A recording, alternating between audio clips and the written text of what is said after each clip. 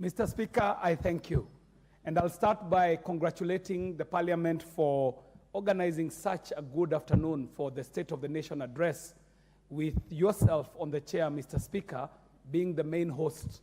And I also want to congratulate His Excellency the President, not only for honoring his duty and doing what he's required to by the Constitution, but actually boldly and candidly venturing into the business of letting the country know where exactly we are. Mr. Speaker, the President was not shy to let us know that we are actually working in very difficult situations. Difficult situations at home and abroad. Difficult situations that are exacerbated by the conditions of drought that has prevailed, Mr. Speaker, for several years ahead of these rains that we are experiencing today. Mr. Speaker, the situation globally is also affecting the economy of this country, with wars all over, supply chains interruptions, and the situation in which that the situation with which this government came to office, and what they found, Mr. Speaker. Mr. Speaker, with all this as the lay of the land, His Excellency the President said that he is not here to excuse any failure. He tackled the issues head on, Mr. Speaker. And one most amazing thing about the presentation of the State of the Nation is the style with which the President did it.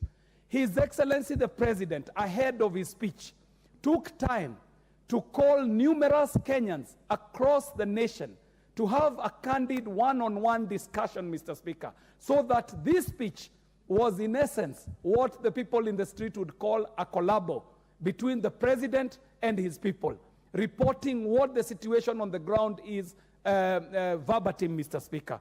Mr. Speaker, I'll take a few moments to just observe some of the sentiments that the President put across on a very critical sector, Mr. Speaker. The sector that is the digital economy. Mr. Speaker, the President took time to report on the project called the Digital Superhighway, Mr. Speaker, where the government is intending to roll out 100,000 kilometers of fiber, around 25,000 Wi-Fi hotspots around the country, around 1,450 digital innovation hubs, meaning that if this project takes off, in every single ward of this country, there shall be a digital innovation hub, Mr. Speaker. And Mr. Speaker, the Honorable Doris Donya, in her contribution, did ask, where will the jobs come from, Mr. Speaker? And I ought to report here, Mr. Speaker, that with the few digital innovation hubs that have been installed around the country, the results are almost immediate, Mr. Speaker. You shall go to a digital hub that is in Nakuru, and you shall find that every month this digital hub is returning earnings of over 6 million Kenya shillings that is being earned by young Kenyans who are working around the clock, getting digital jobs from international companies, Mr. Speaker, earning in dollars. Mr. Speaker, you go to Rift Valley Institute, that is the same that is happening. You come to Dagoretti South constituency, Kabete Technical, PC Kenyanjui.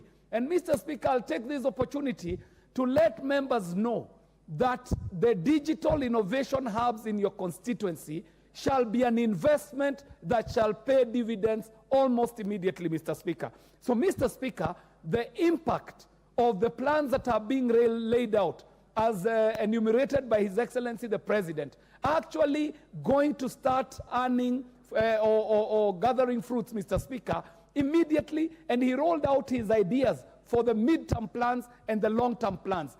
Mr. Speaker, I take this opportunity to also, Mr. Speaker, congratulate His Excellency the President on ending it on a high, giving hope to this country, Mr. Speaker.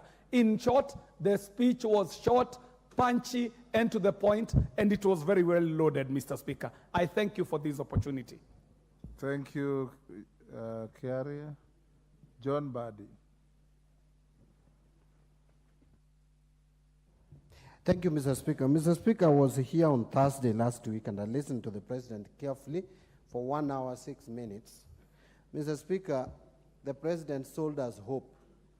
And today I've also listened to the Majority Leader. He has sold us excuses. So, Mr. Speaker, I just want to remind the two leaders that you cannot sell hope and excuses 14 months into your leadership. I want to remind them that this administration